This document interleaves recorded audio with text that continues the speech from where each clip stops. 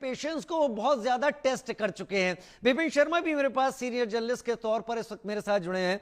विपिन जी, diplomacy तब काम करती है जब कोई चैनल ऐसा खुला दिखाई पड़ रहा हो जिससे वाकई बातचीत होने के कुछ कयास लगाए जा सकते हो। पाकिस्तान ने डिप्लोमेटिकली तो खुद को आइसोलेट करने की कोशिश की, लेकिन अब पाकिस्तान जिस तरीके के स्टेटमेंट दे रहा है, खासतौर पर उनके डिफेंस मिनिस्टर ख्वाजा आसिफ, वो कह रहे हैं कि पानी रोक लिया है लेकिन इस जंग को भी हम कन्वेंशनल वॉर की तरह जीत जाएंगे।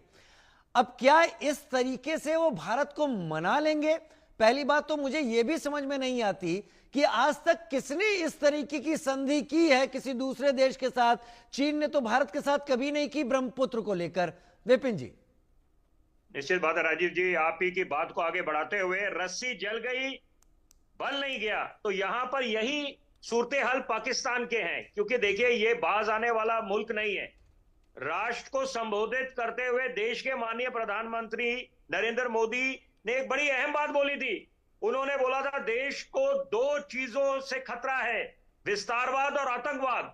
तो यहां पर बिना नाम लिए दुनिया समझ गई कि किस तरफ इशारा कर रहे हैं देश के प्रधानमंत्री। की विस्तारवाद की बात करी तो इशारा चीन की तरफ, आतंकवाद तो पाकिस्तान की तरफ इशारा था। ये वो मुल्क है जो कभी बाज नहीं आएगा। हमारा दुश्मन नंबर 1 चीन, दुश्मन नंबर 2 पाकिस्तान। लेकिन जरूरी बात है कि कूटनीति के तहत यहां पर हम लोगों ने जो वार्ता का द्वार है वो हमेशा खोल रखा है और यही अपेक्षा करी जाती है। तो यहां पर देखिए, बड़ी जरूरी बात है कि सिंधु जल संधि पे जो हमने जो कदम उठाया वो सराहनीय कदम था, क्योंकि वही उस समय की नजाकत को देखते हुए समय की पुकार थी। तो यहां पर पाकिस्तान के साथ साथ चीन को भी एक संदेश गया कि सही मायने में यह नया हिंदुस्तान है। पाकिस्तान के पूर्व वजीर आजम इमरान खान तो महज बोला करते थे हम नया पाकिस्तान बनाएंगे, अपनी कुर्सी बचा नहीं पाए।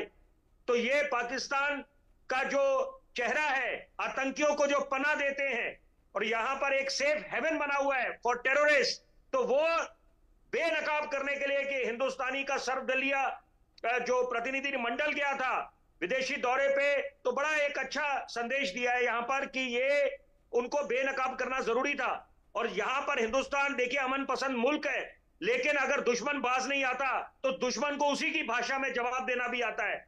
और यहां पर भूलना नहीं चाहिए कि हमें 24 घंटे 365 दिन सचेत रहने की आवश्यकता है। क्योंकि यहां पर एक तरफ पहले जब चीन के साथ जो स्टैंड ऑफ था, चाहे गलवान की बात करें, पेंगोंग सो लेक में बात करें, उसके पहले डोकलाम में जो स्टैंड ऑफ रहा, तो वहां पर हमने जब फाइनेंशियल उनके जो एप्स पे, चाइनीज एप्स पे जो एक सर्जिकल स्ट्राइक करी थी, वो भी मुझे लगता है एक बड़ा निर्णायक कदम था। तो यहां पर पाकिस्तान के साथ एक तरफ से अटारी बॉर्डर पे जो पाबंदी लगाई, उनके जो बाकी डिप्लोमेट्स, उनको बाहर का रास्ता दिखाया। तो यहां पर जरूरी बात है, मैं चाहता हूं राजीव जी आपके चैनल के माध्यम से दर्शकों तक पहुंचे, जो हम ये जो रिवायत सी चलती आई है, फैशन सा चलता है कि हम रेड कारपेट दे पाकिस्तानी क्रिकेटर्स को, एक्टर्स को, उस पर रोक लग जानी चाहिए।